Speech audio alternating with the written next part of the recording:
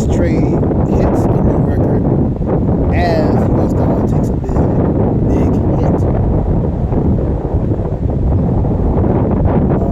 BRICS Economy Alliance seen as unilateral trade reach global record as the US dollar has taken another big hit.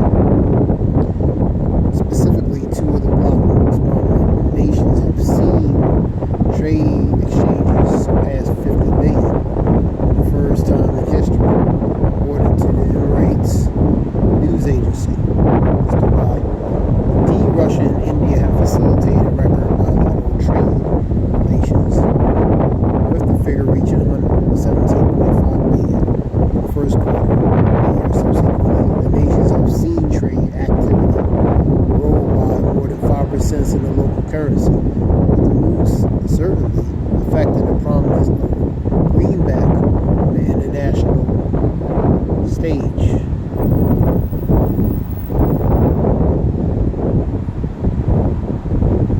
Throughout the last year, the BRICS Economy Alliance has not been shy about de-dollarization hopes. However, the bloc has successfully instituted a global transition with a plethora of countries opting increase gold holdings and economic diversification.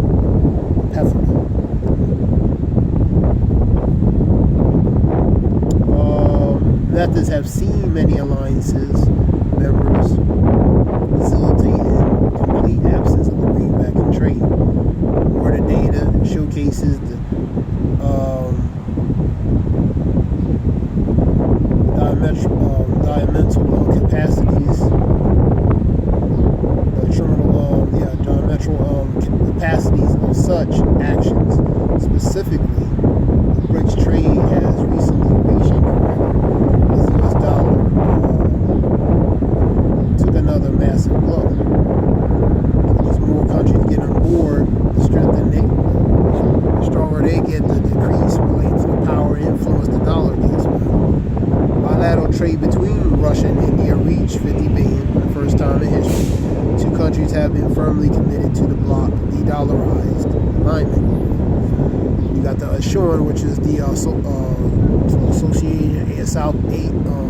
associated Southeast Asian nations, man. Some of them is Brunei, Thailand, Vietnam, Vietnam, Brunei, a few others, 10 of them. So they're getting on board too as well. You know what I mean? Just read a few examples. Facilitating record trade settlements in local currencies. Russia has exported more than 16 billion worth of goods to India across the first quarter. 15.6 billion in prior. Meanwhile, Indian exports to Russia has increased impressive 22% over the last year, surpassing 1 billion.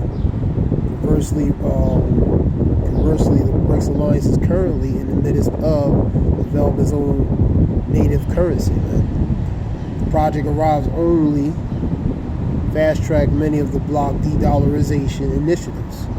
Furthermore, they have embraced the gold accumulation, driving the assets to record high. Those practices show no end in sight, could only facilitate the end of the US dollar as global dominance currency, as more countries are expected to join the bloc at its 2024-7. More nations could adopt these practices to de-dollarize the global economy. And that's what these other nations getting on. The ASEAN, which is, like I was saying, associated Southeastern nations. So I was saying Thailand, Vietnam, Brunei, a few other countries. They follow suit after China and Russia, man. So more countries to get on board, man. You already have Egypt, Dubai, Syria and other nations, there's more nations being added.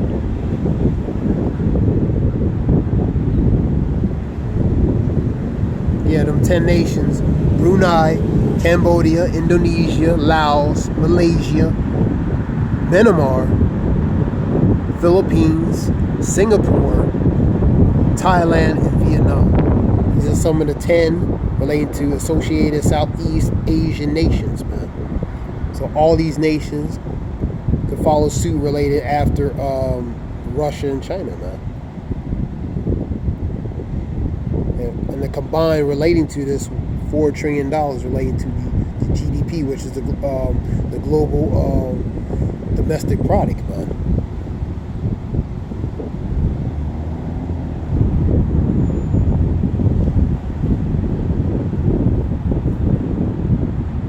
So the dollar, which is not talked about relating to these things, are not going to be talked about on regular media and news streams.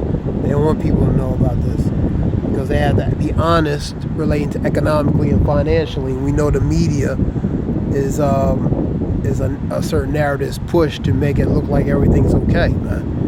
That's the narrative is pushed, but the real narrative is the dollar's declining little by little, incrementally.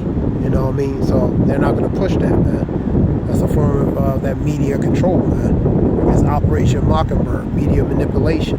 So they got to manipulate relating to the narrative and what's being pushed, what they want the people to know, not what the people need to know.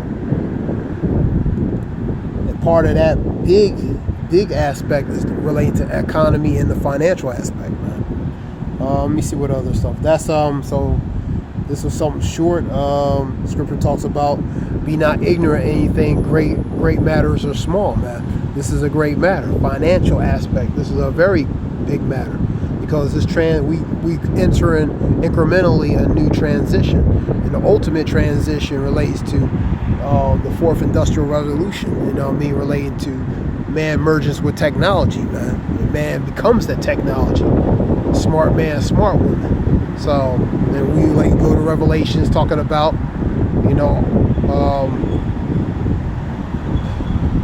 relating to get it real quick. Let me get it. Revelations. Just trying to remember it.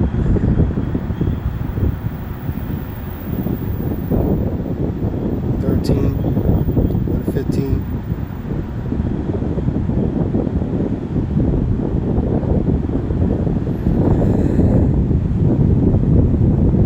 Get an NIV, which is New Translation, new International Version. Shalak. The second beast was given power to breathe to the image. Breathe to the image of the first beast, so that the image could speak and cause all who refuse the image to be KILLED, man. And that's that using the draconic measure with aggressive, severe, more stringent measures upon the people and to force them to comply, man. If they don't, ones who don't comply, a consequence. The consequence will be KILLED or other. As also force all people, great, small, rich, poor, free, slave, and that's all denominations. No respecter of persons relating to that. No exemptions related to great, small, rich, poor, free, slave, or bondman. To receive a mark on their right hands or in their forehead. So it's actually going to be a physical mark. Example of that, the Neuralink. Somebody who got that in 2016, it was a complication in a matter of speaking. So that they could not buy or sell unless they had the mark, which is the name of the beast and the number of his name, man. And this calls for wisdom. If the person has insight, calculate the number of the beast, for is a number of a man. That number 666 is causae stigma, man. So the point is, the operatives it also forces all people. That's the operative words, man. It also forces all people. That's forced compliance. That's making them aggressively to comply, relating to participate in certain things, man. Because that's where they're transitioning into.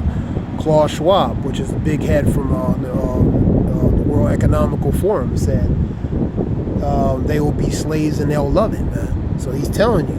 Scripture talks about the rich rule over the poor, and the borrower is a servant to the lender, man. The poor uses entreaties, but the rich answer roughly. That's in Proverbs 22. That's in Proverbs 18, man. So, who's the servants, man? That's the poor, man. To the borrower, that's the rich. The rich rule over what? The poor. The poor is the 99%. Who's the rich? The 1%, man. So that's what that goes to. And the poor uses entreaties. Entreaties is beg, beseeching. One's in a position of power, man, because they're begging to them, man. They're beseeching them. They grovel to them, man, because they're in a position of power. So they have to bow and cower to them, man. So this transition is incrementally leading to Revelations 13. And that being said, I hope this helped relate to information. I'll give all praise, Yahweh Shemar, Yahweh Shemar, Kakada, Zayah,